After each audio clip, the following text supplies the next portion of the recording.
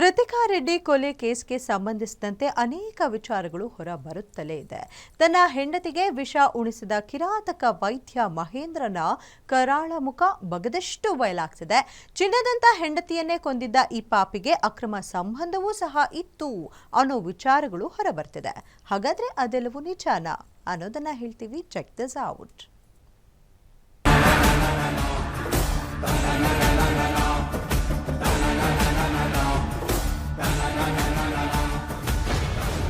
ಕಿರಾತಕ ವೈದ್ಯನ ಅಸಲಿ ಮುಖ ಬಯಲಾಗಿದ್ದೇ ರಣರೋಚಕ.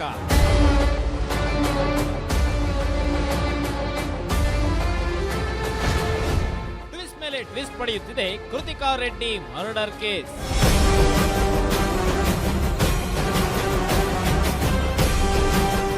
ರಾಜ್ಯದಲ್ಲಿ ಇದೀಗ ಕೃತಿಕಾ ರೆಡ್ಡಿಯ ಕೊಲೆ ಪ್ರಕರಣ ಫುಲ್ ಸೌಂಡ್ ಮಾಡುತ್ತಿದೆ. ಕೃತಿಕಾ ಪತಿ ಮಹೇಂದ್ರನ ಕರಾಳ ಮುಖವಾಡಗಳು ಒಂದೊಂದೇ ಕಳಚಿ ಬೀಳುತ್ತಿದೆ. ಹೌದು, ಕೃತಿಕಾ ತಂದೆ ಮುನಿರೆಡ್ಡಿಯನ್ನ ಮಾರತಹಳ್ಳಿ ಪೊಲೀಸರು ನಿನ್ನೆ ಮತ್ತೆ ಪೊಲೀಸ್ ಠಾಣೆಗೆ ಕರೆಸಿದ್ದು ಕೃತಿಕಾ ಬಳಸುತ್ತಿದ್ದ ಲ್ಯಾಪ್ಟಾಪ್, ಮೊಬೈಲ್ಗಳನ್ನ ನೀಡಲು ಸೂಚಿಸಿದ್ದಾರೆ ಎನ್ನಲಾಗಿದೆ.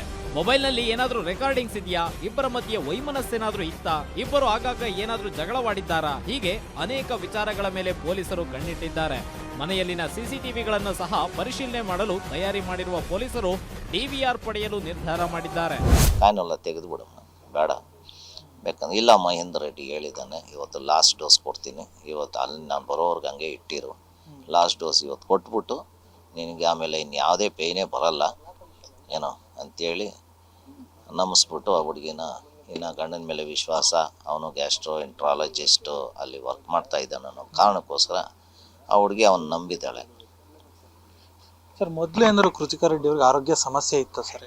ಇಲ್ಲಪ್ಪ, ಆರೋಗ್ಯ ಸಮಸ್ಯೆ ಅನ್ನೋದು ಚಿಕ್ಕ ಹುಡುಗಿನಿಂದ ಇದುವರೆಗೂ, ಯಾಕಂದರೆ ಅಷ್ಟು ಓದಿದಾಳಲ್ಲ, MBBS, MD, DNB, FRGHS ಏನು ತಮಾಷೆ ಅಲ್ಲ. 4 ಡಿಗ್ರಿ ಮಾಡೋದಂದರೆ ಅಷ್ಟು ಸುಲಭ ಅಲ್ಲ. ಅದು ರಾತ್ರಿ ಹಗಲು ಕಣ್ಣಿಗೆ ನಿದ್ದೆ ಇಲ್ಲದೆ ಓದಿದ್ದಾಳೆ. ಸೊ ಸಣ್ಣ ಪುಟ್ಟ ಈಗ ನಮಗೇನು, ನಾವೊಂದು ಹೊತ್ತು ಊಟ ಮಾಡಿಲ್ಲ ಅಂದರೂ ನಮ್ಮ ಕೈಲಿ ಇರೋಕ್ಕಾಗಲ್ಲ, ಯಾರೇ ಆಗಲಿ ಸರ್ವಸಾಮಾನ್ಯ. It is not a common ಅದು, ಯಾಕಂದರೆ ಇಟ್ ಈಸ್ ನಾಟ್ ಈಗ ಆರೋಗ್ಯ ಸಮಸ್ಯೆನೂ ಅಲ್ಲ ಅದು. ಇದೆಲ್ಲ ಒಂದು ಕಡೆಯಾದ್ರೆ ಮಹೇಂದ್ರಗೆ ಇತ್ತ ಇನ್ನೋರ್ವ ಮಹಿಳೆಯ ಸಂಬಂಧ ಎನ್ನುವ ಅನುಮಾನವೂ ಸಹ ವ್ಯಕ್ತವಾಗುತ್ತಿದೆ. ಆ ಅನೈತಿಕ ಸಂಬಂಧಕ್ಕೆ ಕೊಲೆ ಮಾಡಿದ್ದಾನಾ ಅಂತ ತನಿಖೆಯನ್ನ ಮುಂದುವರೆಸಿದ್ದಾರೆ. ಇನ್ನು ಮಹಿಳೆಯೋರ್ವಳ ಜೊತೆ ಮಾತನಾಡೋದಕ್ಕೆ ಅಂತಾನೆ 2 ಮೊಬೈಲ್ನನ್ನ ಬಳಸ್ತಾ ಇದ್ದ ಈ ಮಹೇಂದ್ರ ಎಂದು ಗೊತ್ತಾಗಿದೆ. ಇದರಿಂದ ಆ 2 ಮೊಬೈಲ್ಗಳನ್ನು ಸಹ ವಶಕ್ಕೆ ಪಡೆದಿರುವ ಪೊಲೀಸರು ತನಿಖೆಯನ್ನ ಚುರುಕುಗೊಳಿಸಿದ್ದಾರೆ. ಇದರ ಜೊತೆ ಕೊಲೆ ಪ್ಲಾನ್ ನಲ್ಲಿ ಆಕೆಯ ಕೈವಾಡ ಇದೆಯಾ, ಆಕೆ ಮತ್ತು ಮಹೇಂದ್ರ ಇಬ್ಬರು ಸೇರಿ ಕೊಲೆಗೆ ಸ್ಕೆಚ್ ಹಾಕಿದ್ರಾ ಎನ್ನುವ ಕುತೂಹಲ ಹೆಚ್ಚಾಗಿದೆ. ಅವರು ಎಲ್ಲ ಇನ್ಸಿಸ್ಟ್ ಮಾಡಿದ್ರು ಪೋಸ್ಟ್ ಮಾರ್ಟಮ್ ಬೇಡವೇ ಬೇಡ, ಮಗುನ ಸುಮ್ಮನೆ ಎಲ್ಲ ಪೀಸ್ ಮಾಡಿಬಿಡ್ತಾರೆ, ನಮ್ಮ ಮಗು ಎಷ್ಟು ಮುದ್ದಾಗಿದೆ ನೋಡೋಕ್ಕೆ, ಇದೆಲ್ಲ ನಮಗೆ ಕಣ್ಣಲ್ಲಿ ನೋಡೋಕ್ಕಾಗಲ್ಲ, ನಮ್ಗೆ ಕೊಟ್ಬಿಡಿ, ನಾವು ತಗೊಂಡೋಗಿ ನಾವು ಮನೆಯಲ್ಲಿ ನಮ್ಮೂರಲ್ಲೇ ನಾವು ಫ್ಯೂನ್ರಲ್ ಮಾಡ್ತೀವಿ ಅಂತ ಹೇಳಿದ್ರು. ಅದೇ ನಮ್ಮ ದೊಡ್ಡ ಮಗಳಿಗೆ ಸ್ವಲ್ಪ ಅನುಮಾನ ಬಂದು, ಯಾಕಂದರೆ ಏನು ಚೆನ್ನಾಗಿದ್ಲು, ರಾತ್ರಿ ಊಟ ಮಾಡಿದ್ದಾಳೆ, ರಾತ್ರಿ ಆರೋಗ್ಯವಾಗಿ ಮನೆ ರೂಮ್ ಒಳಗಡೆ ಹೋಗಿದ್ದಾಳೆ, ಏನೂ ಸಮಸ್ಯೆ ಇಲ್ಲವೇ ಇಲ್ಲ ಅಂಥ ಹುಡುಗಿ ಬೆಳಗ್ಗೆ ಮಲಗಿರೋಳು ಎದ್ದೋಳಿಲ್ಲ ಅಂದರೆ ಸ್ವಲ್ಪ ಏನೋ ಒಂದು ಅನುಮಾನ ಇದೆ ಅಂತೇಳಿ UDR ಮಾಡಿಸಿ FS ಇದಕ್ಕೆ ಪೋಸ್ಟ್ ಮಾರ್ಟಮ್ಗೆ ಕಳಿಸಿದ್ರು. ಕೃತಿಕಾ ಕೊಲೆ ಮಾಡೋದಕ್ಕೆ ಆರೋಪಿ ಮಹೇಂದ್ರ ಡ್ರಗ್ ಎಲ್ಲಿಂದ ತಂದ ಎಂದು ಪೊಲೀಸರು ಹುಡುಕಾಟದಲ್ಲಿದ್ದಾರೆ. 2 ಕಡೆ ಡ್ರಗ್ ಖರೀದಿ ಮಾಡಿರೋ ಬಗ್ಗೆ ಮಾಹಿತಿ ತಿಳಿದು ಬಂದಿದೆ. ವಿಕ್ಟೋರಿಯಾ ಆಸ್ಪತ್ರೆಯಲ್ಲಿ ಮಹೇಂದ್ರ ಕೆಲಸ ಮಾಡ್ತಾ ಇದ್ದ, ಹೀಗಾಗಿ ವಿಕ್ಟೋರಿಯಾದಲ್ಲಿ ಡ್ರಗ್ ಖರೀದಿ ಮಾಡಿರೋ ಅನುಮಾನ ದಟ್ಟವಾಗಿದೆ. ಇದರ ಜೊತೆಗೆ ಮಹೇಂದ್ರ ಸಹೋದರ ಮಡಿವಾಳದಲ್ಲಿ ಮೆಡಿಕಲ್ ಶಾಪ್ ಇಟ್ಟಿದ್ದ. ಕೊಲೆಗೆ ಪ್ರೊಫೋಫಾಲ್ ಎಂಬ ಅನಸ್ತೇಷಿಯಾ ಬಳಸಿದ್ದಾನೆ. ಈ ಅನಸ್ತೇಷಿಯಾ ಕೊಟ್ರೆ 2-3 ನಿಮಿಷದಲ್ಲಿ ಪ್ರಾಣ ಹೋಗುತ್ತೆ. ಹೀಗಾಗಿ ಪಕ್ಕಾ ತನ್ನ ಕ್ರಿಮಿನಲ್ ವೈದ್ಯ ಬುದ್ಧಿ ಉಪಯೋಗಿಸಿರುವ ಈತ ಸ್ಕೆಚ್ ಹಾಕಿ ಕತೆ ಮುಗಿಸಿದ್ದಾನೆ.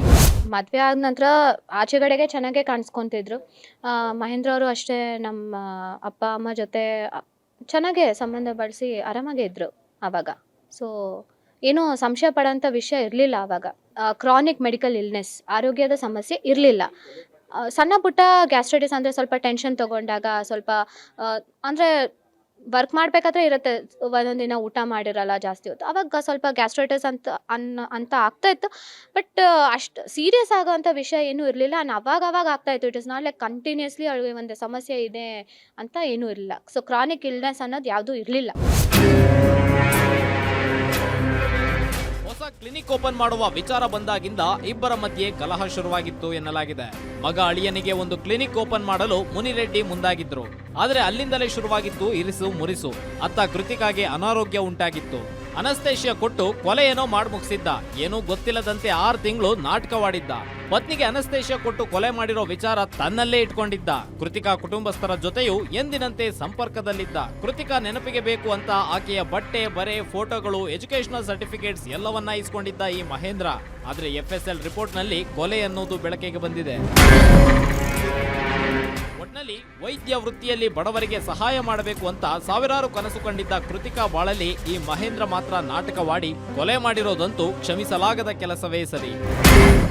Ajay Kumar, crime bureau, guarantee news.